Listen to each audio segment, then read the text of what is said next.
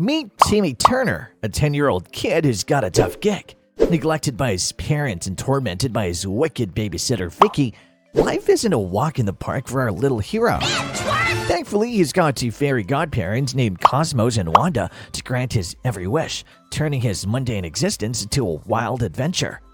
However, his wishes often go haywire, causing all sorts of crazy problems that Timmy must fix while tackling challenges both at home and at school with his buddies Chester and AJ, and sometimes even with his clueless parents. With each mishap, Timmy learns valuable lessons along the way. The series is set in a totally made-up city in California that's anything but ordinary, filled to the brim with dim-witted adults. Dimmsdale is also shown to lose its reputation and is named the meanest town on Earth by the president after Vicky's evilness in the form of a bug almost takes over him. In short, it's a city full of dum-dum. The series is more than just a cartoon with several intertwining theories about Cosmos, Wanda, and Timmy's treatment within it, which we'll explore ahead. Fairy World. The show occasionally changes its setting to Fairy World, the home of the fairies, a floating realm perched on top of the clouds and drenched in an explosion of pink and purple colors.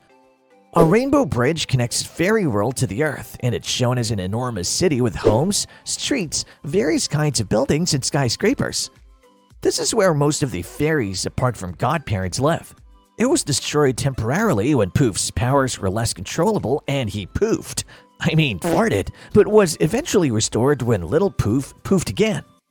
Nevertheless, the fairy world is often taken over by other races like the anti-fun pixies. Jorgen von Strangle. However, unlike the dum-dum Dimmsdale, the fairy world is quite properly supervised by the strongest fairy of all, Jorgen von Strangle, the leader of the fairies with an Austrian accent similar to that of Arnold Schwarzenegger. Now, that is both comical and traumatizing to imagine Arnold as a fairy. LOL. Jorgen initially dislikes Timmy since the little guy keeps breaking rules. And let's not forget his fairy godparent is the one and only Cosmos, the baby banner. But more on that later on. Nevertheless, Jorgen is even seen putting a boil on poor Timmy's face for using his godparents for selfish gains. But as the series goes on, Jorgen soon warms up to Timmy coming to congratulate him for not revealing his secret of having fairy godparents, and at one point, he even becomes Timmy's fairy godparent himself. The fairy would remain one of the centers for Timmy's adventures, like when he got suspicious of a boy Remy and found out he had a fairy godparent as well. Though it was none other than Wanda's ex, Juandissimo Magnifico. Remy and Timmy had then dueled in the fairy stadium since Remy was jealous of Timmy having two godparents, but little sucker eventually lost, losing even Juandissimo. Fairy Academy. Other than this, the fairy world also has a fairy academy, a fairy military school where all fairy godparents are trained by Jorgen himself to help the kiddies in need. It's shown as a no-joke but a serious training school where if the fairies fail, they have to go for a back-breaking 1,000 years of retraining period. Yikes, might just drop out of this point. Timmy himself gets a taste of the rigorous training when he switches with Cosmo and Wanda to become a fairy, and is made to do the horrible wand-ups. Timmy's history and his parents. While many theorize that Timmy's parents, Mr. and Mrs. Turner, are abusive, hence neglecting their son, I personally see them as a dumb and careless couple unaware of the double-faced Vicky. Some even go further, theorizing that Mr. and Mrs. Turner's neglectful behavior comes from their wish of wanting Timmy to be a girl. In one of the episodes, Timmy travels back in time to when his parents bought their house in Dimmsdale and his mother was pregnant with him. They thought their baby will be a girl, so they brought stereotypically girly things. This also explains why Timmy wears a pink shirt and a pink hat. It's theorized that the parents wind up treating Timmy as a girl, believing that Timmy isn't a real boy in terms of orientation, which causes them to believe they failed in some way. Yikes, now that's pretty grim. Overall, Timmy can be seen as an imaginative, adventurous, and caring little boy who can sometimes be pretty selfish and arrogant, making extreme wishes that often violate the fairy rulebook and risking losing Cosmos and Wanda. Unlike his friends, Timmy is quite uncomfortable being an unpopular child at school and desperately tries to be cool in high hopes to win his crush Trixie over. His wishes mostly revolve around wanting to get popular, handle Mr. Crocker, or teach Vicky a lesson. Cosmo and Wanda history. The godparents have their own story, with Cosmos being fairly witty, acting on the moment, and a dimwit fairy that grants Timmy almost everything, while Wanda is more mature-minded. Classic hubby. As a baby, Cosmos was quite a party pooper in the fairy world. His baby-crazy ventures included turning Jorgen, the leader of the fairy world, into a bomb with his magic rattle, and also turning his poor papa into a fly with his very first wand. Though Mama Cosmos put him in the Fairy Academy, Cosmos continued destruction and once turned his plate into a destructive, three-headed dragon that he named Snowball, his very own pet. Meanwhile, Wanda grew up as a fairly hardworking fairy who's very compassionate and loving of Timmy. Wanda also has a twin sister, Blonda, a spoiled fairy who works as a star in Fairywood and has a fairly easy, extravagant life. Nevertheless, Wanda and Cosmos first met at a diner.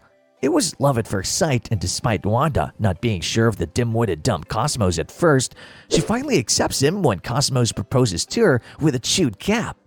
The two then secretly wedded away from their prying in-laws and remained a happy couple. However, the short Cosmos baby book claims that Cosmos and Wanda first met as babies. It's possible that Cosmos and Wanda forgot about their first encounter and stumbled into each other at the diner years later.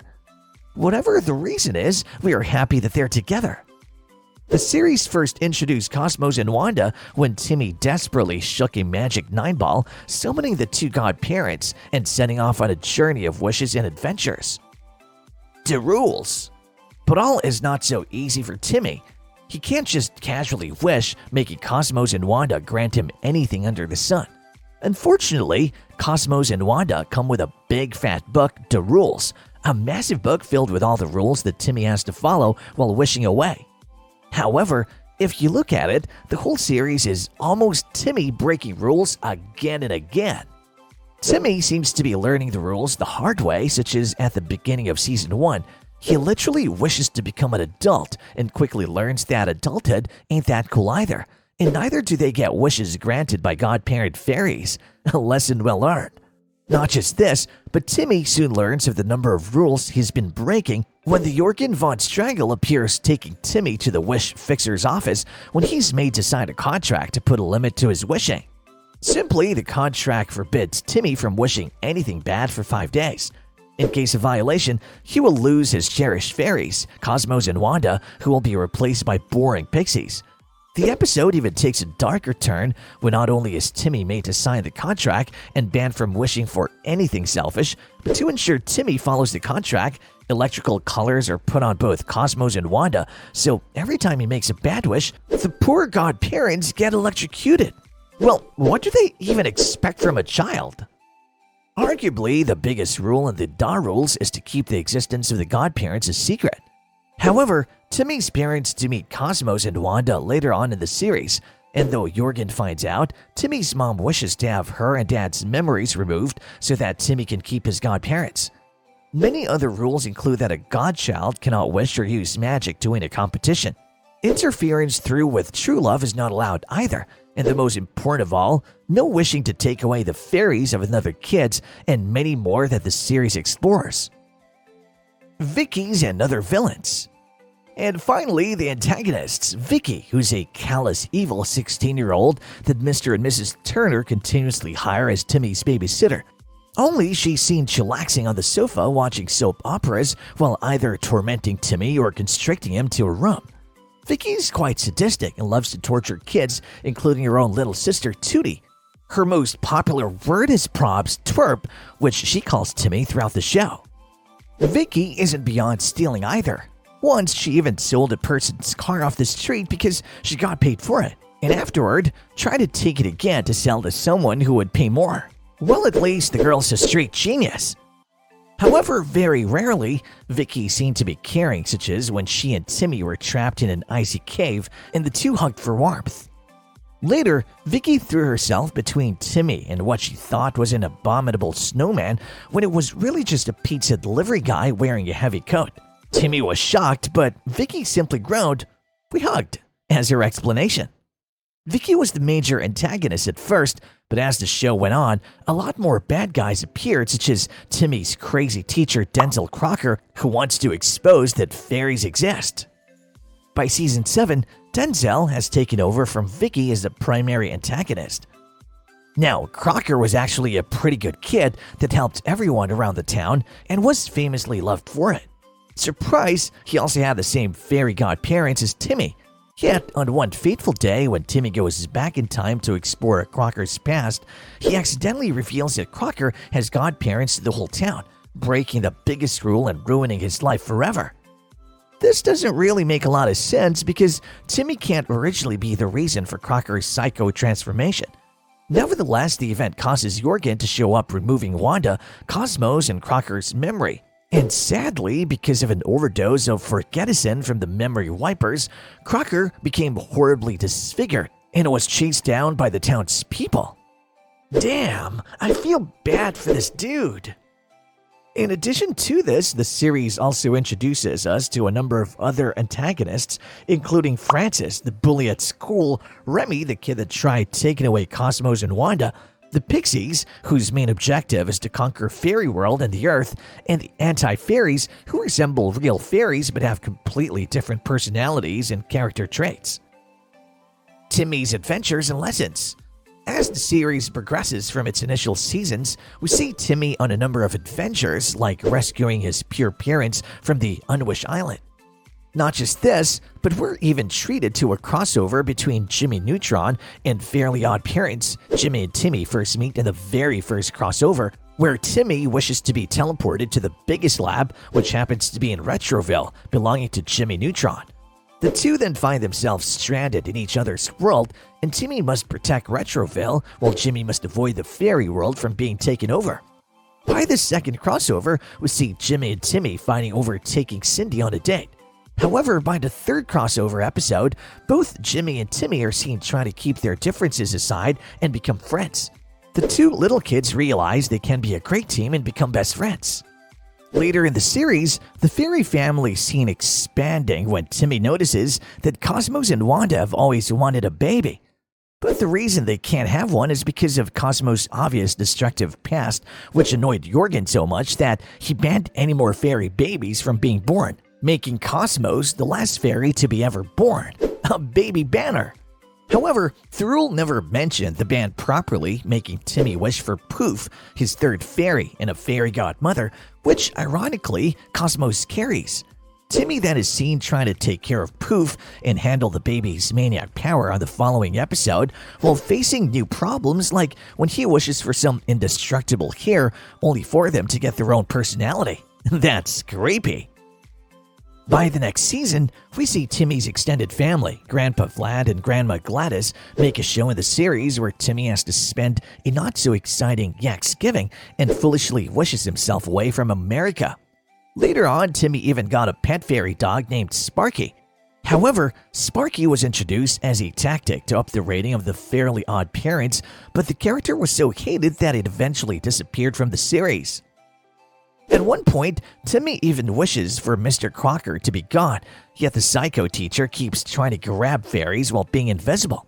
However, Timmy's faced with even more scarier situation when in the last season, he's informed that due to a shortage of available fairies, he must now share Cosmos and Wanda with his neighbor, Chloe Carmichael, who's essentially his polar opposite. Chloe realizes she can use her magic for good and wishes for no Fridays, which doesn't really work out well as it causes havoc. Specials.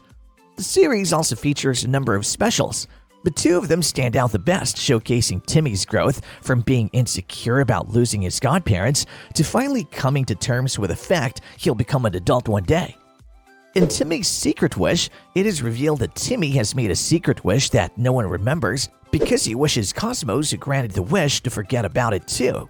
Timmy had wished for everyone on Earth to remain young 50 years earlier so he could keep his fairy godparents forever. The fairy court was obviously not happy with this and decided to undo all of Timmy's wishes, which even takes Poof away and sends Wanda and Cosmos back to the fairy world.